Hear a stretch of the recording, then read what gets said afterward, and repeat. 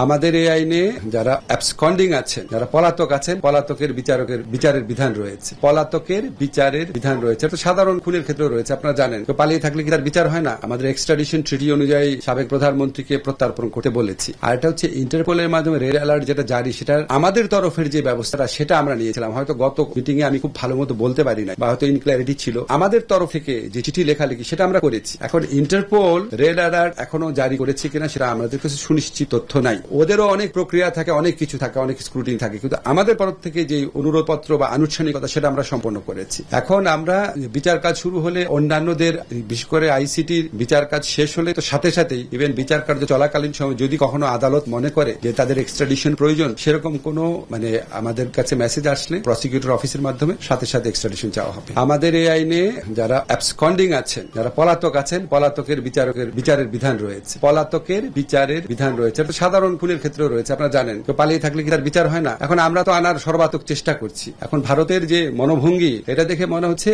তারা এটা নানান অজুহাতে তারা এটাকে নাকচ করার চেষ্টা করবে, এবং বরং তারা শেখ হাসিনাকে আশ্রয় দিয়ে তাকে অবাধে বাংলাদেশ সম্পর্কে উৎসাহমূলক, উস্কানিমূলক, বিভ্রান্তিকর কথাবার্তা বলতে দিয়ে তারা বরং বাংলাদেশে অস্থিতিশীলতা তৈরির যে প্রচেষ্টা করছে, তাতে আমাদের কাছে মনে হয় না এই আইনটা গুড ফেইথে বা সরল বিশ্বাসে এই আইনটা প্রতিপালন করার ইচ্ছা তাদের রয়েছে। আমরা আমাদের দাবি জানাই। মুগ্ধকে ছাত্ররাই গুলি করে মেরেছে, মিথ্যাচার, এবং সবাইকে উস্কানি দিয়েছেন, কার বাড়িতে আগুন দিতে হবে, কাকে উনি ছাড়বেন না, ইত্যাদি করবেন না। আশ্চর্য লাগে, বিশ্বাস করেন, আমি অনেস্টলি আমার কাছে অবাক লেগেছে। আল্লাহকে এই মানুষটার মধ্যে মিনিমাম অপরাধ বোধ দেয় নাই। যার মধ্যে মিনিমাম অপরাধ বোধ থাকে না, উনি তো যে কোনো কিছু করতে পারেন। এবং উনার বাহিনীকে আমরা জানি না, উনার সমস্ত মিথ্যাচার, উনার সমস্ত খারাপ কাজে আওয়ামী লীগের নেতৃবৃন্দ এবং আওয়ামী লীগের কর্মীদের এক শ্রেণী, তাদের যে অন্ধবিশ্বাস, তারা এক্স্যাক্টলি একই টোনে কথা বলে, এবং তারা দেশের নানা ধরনের উস্কানিমূলক, নানা ধরনের আক্রমণাত্মক, নানা ধরনের আপনার ষড়যন্ত্রমূলক কর্মকাণ্ডে লিপ্ত হয়েছে, আরো বেশি লিপ্ত হবে, এরকম একটা আশঙ্কা স্বরাষ্ট্র মন্ত্রণালয় তাদের ইন্টেলিজেন্স নেটওয়ার্কের মাধ্যমে তারা এই ব্যাপারে কনভিন্সড হয়েছে। তারপরে এই অভিযানটা করেছে। এমনকি 8ই অগস্টের পরও কিন্তু, 5ই অগস্টের পরও কিন্তু করেন। এটা আপনারা লক্ষ্য করেন। এবং আমি যতদূর জানি, আমি জানি না উনারা বলবেন, এটা উনারা সর্বোচ্চ মাত্রায় সতর্ক থাকার চেষ্টা করবেন, যাতে এটা অ্যাবিউজ না হয়, যাতে এখানে আপনার কোন ধরনের আগে আমাদের যেরকম হতো কোনো প্রাণহানির ঘটনা যেন না ঘটে। এইটুকু আমি জানি।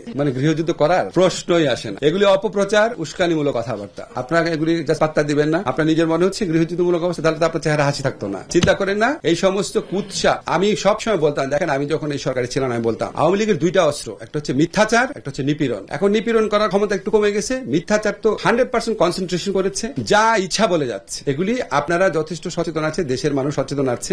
আওয়ামী লীগের জন্য দুর্ভাগ্যজনক ব্যাপার হচ্ছে তাদের মিথ্যাচার, যে 15 বছর যে মিথ্যাচার করলো স্বাধীনতার ইতিহাস নিয়ে, তা তো দেখতেই পাচ্ছে, কেউ বিশ্বাস করে নাই। তারপরও সেই মিথ্যাচারের মধ্যে রয়েছে। এটাই দুর্ভাগ্যজনক ব্যাপার। মিথ্যাচারকে পাত্তা দিবেন না এবং এটাকে ফুলিয়ে ফাঁপিয়ে বলবেন না, এটা হচ্ছে অনুরোধ।